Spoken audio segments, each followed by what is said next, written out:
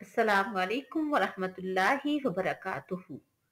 आज हम बगैर उज़र रमज़ानुल मुबारक का एक रोज़ा छोड़ने का नाकाबिले तलाफ़ी नुकसान क्या है उसके बारे में अपने प्यारे पैगंबर सल्लल्लाहु अलैहि वसल्लम की हदीस मुबारका पढ़ते हैं।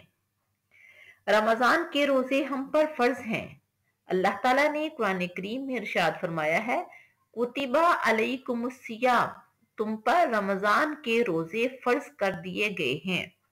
हाँ, अलबत्ता जो कोई बीमार है या सफर पर है उसकी तो अल्लाह ताला ने खुद ही छूट दे दी है। कुरान करीम में फरमाया, फमन काना मिनकुम मरीजन औ अला सफरिन, तुम में से कोई जो बीमार है या सफर पर है, फ़इद्दतुम मिन अय्यामिन उखर, तो वो अपनी ये गिनती बाद के दिनों में पूरी करे। यानी जितने रोजे सफर या बीमारी की वजह से छूट गए हैं वो रोजे बाद में रखे।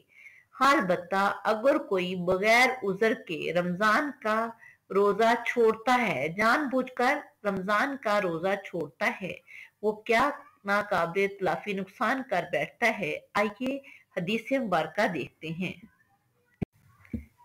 ये हदीस मुबारका मुस्नद अहमद, जामिया तिर्मिज़ी, सुन्ने अबी दाऊद और सही बुखारी में मौजूद है।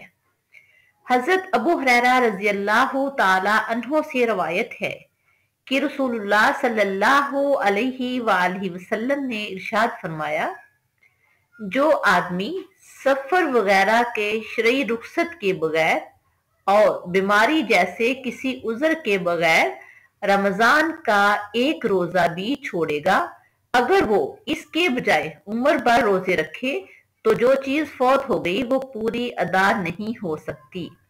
यानी बगैर उज़र के रोजा छोड़ने से हम बहुत बड़ा नाकाबिले तलाफी नुकसान कर बैठते हैं।